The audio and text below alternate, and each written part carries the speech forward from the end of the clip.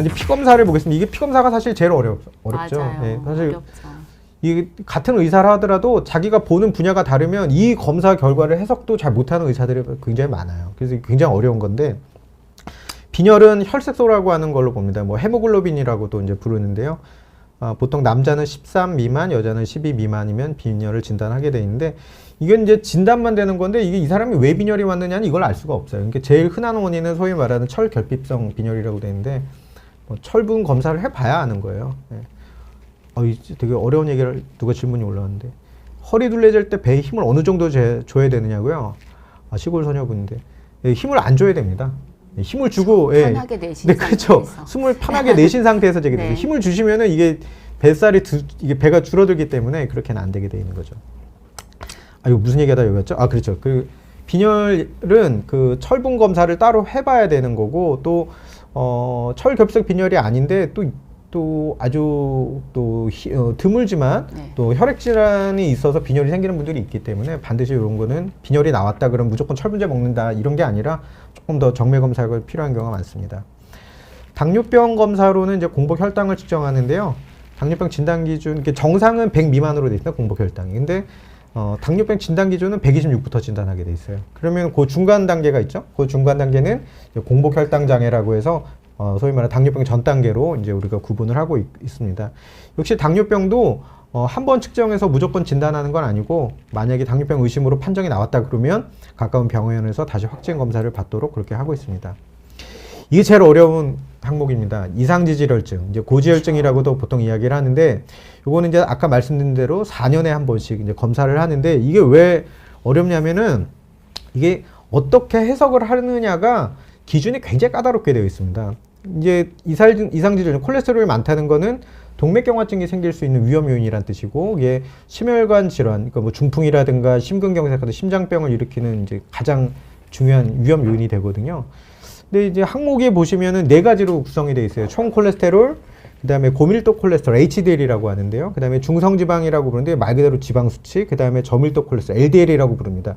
4가지 항목이 들어있는데 이 진단 기준은 다 정해져 있습니다. 그러니까 뭐 정상은 총 콜레스테롤 200 미만, 고밀도 콜레스테롤은 60 이상, 중성지방은 150 미만, 저밀도 콜레스테롤은 130 미만 이렇게 정해져 있는데 이게 뭐를 중심으로 보느냐에 따라서 사실은 진단이 다 다르게 할 수가 있어요. 그러니까 총 콜레스테롤로 만약에 이상지질증 진단하려면 총 콜레스테롤 기준은 240이 넘어가면 진단하게 되어 있는데 사실은 총 콜레스테롤이 제일 중요한 건 아닙니다. 총 콜레스테롤보다는 그 내용을 좀 분석을 해야 되는데 이 중성지방, 영어로 트리글리세라이드라고, 아마 결과지 트리글리세라이드라고 써 있는 경우도 있어요. 이게 이제 중성지방을 말하는데 진짜 말 그대로 피 속에 지방이 얼만큼 들어있는가를 이제 보는 이제 그런 항목인데 요거는 아주 정상은 150 미만인데 통상 한 200까지는 뭐 큰 문제 없다. 그래서 200 넘어가야 돼 조금 문제가 있다라고 보는데 보통 이걸로 약 먹으려고 그러면은 뭐 200 넘는다고 약 먹지는 않습니다. 그쵸. 보통은 한 300은 넘어야 약을 먹고 보통의 경우 한 500 정도 넘어가면은 이게 췌장염의 위험이 있기 때문에 무조건 약 먹으라고 이제 그렇게 권하죠. 그런데 이 중성지방은 사실 따지고 보면은 식사랑 관련. 그렇죠. 먹는 음식하고 관련이 굉장히 많아서 요 검진 받을 즈음에 뭐 예를 들면은 검사하기 전날에 저녁에 금식할 생각하니까 배고파서 안 되겠다 해서 저녁을 엄청 많이 먹었다. 밥을 많이 먹었다. 그러면 그것 때문에도 올라가는 경우가 있어서 굉장히 좀 이 변동의 폭이 큰 그런 검사라고 볼 수가 있겠고요. 근데 사실 콜레스테롤이 좀 이 심혈관 질환하고는 관련이 높죠. 근데 고밀도 콜레스테롤, HDL 콜레스테롤은 이름은 콜레스테롤이라고 붙어있지만 동맥경화증을 예방해준 좋은 기능이 있기 때문에 얘는 사실은 많으면 많을수록 좋아요. 그러니까 적으면 안 좋은 거죠. 그래서 60 이상 나오는 걸 권장하고 여기 기준에는 우리 검진 기준에는 40 미만이면은 이거는 문제가 있다 이렇게 되어 있는데 이 소위 말하는 진료 지침에서 의사들이 보는 진료 지침 가이드라인에는 조금 다릅니다. 그러니까 여자는 한 50, 남자는 40 이거 조금 성별로 다르게 되어 있고요. 제일 문제가 되는 거는 바로 이 저밀도 콜레스테롤, LDL 콜레스테롤인데 이 콜레스테롤 바로 이제 동맥경화증을 일으키는 주범이 되기 때문에 뭐 약을 먹을지 말지는 보통 이걸로 결정을 하고 약 먹고 조절이 잘 되냐 안 되냐도 보통 이 LDL 콜레스테롤, 저밀도 콜레스테롤 결정을 합니다. 이게 이 위험도 소위 말하는 심혈관 질환을 생길 수 있는 위험도에 따라서 약 먹을지 말지 그러니까 기준이 좀 다 다릅니다. 그러니까 소위 말하는 그 심혈관 질환의 위험도가 아주 높은 분들은 LDL이 한 100만 넘어도 이제 약 먹는 걸 권하는 경우가 있고 조금 뭐 좀 높지만 뭐 아직까지는 그러면은 보통 한 130, 뭐 이 정도는 안전합니다. 그러면 이제 160. 그다음에 뭐 아주 젊은 분들, 뭐 이렇게까지 이런 분들은 한 190 넘어야 약 먹으라고 되어 있으니까 일관적인 기준으로 이거 적용하기가 상당히 까다롭습니다. 그래서 이걸 가지고 약을 먹을지 말지 어떤 문제냐 이거를 이야기하기가 어려워서 요거는 의사랑 꼭 상의를 하셔서 결정을 하시는 게 좀 좋을 것 같아요. 아까도 이제 심혈관 질환 평가할 때 문진표 말씀을 드렸는데 사실 검진을 하실 때 문진표를 해야 되는 이유 중에 하나가 또 같이 평가해야 돼서 그런데요. 혈압이나 뭐 당뇨가 있거나 뭐 뇌혈관 질환이 이미 있었거나 본인이 아니면 가족 중에 심뇌혈관 질환을 앓았던 가족력이 있거나 이런 분들이 저 위험도 그 리스크에 들어가기 때문에 그걸 보고 LDL 콜레스테롤 기준, 그 치료하는 기준을 정하거든요. 그렇죠. 그래서 이 검진을 하실 때 본인이 쓰는 그 문진표를 잘 기록을 하는 것도 이 치료를 결정하는 데 있어서 되게 중요한 지표라서 굉장히 잘 쓰셔야 됩니다. 그렇습니다. 이 과거력이라든가 그렇죠. 그다음에 가족력이 이 위험 요인 중에 또 하나가 들어있기 때문에 그거 잘 쓰셔야 됩니다.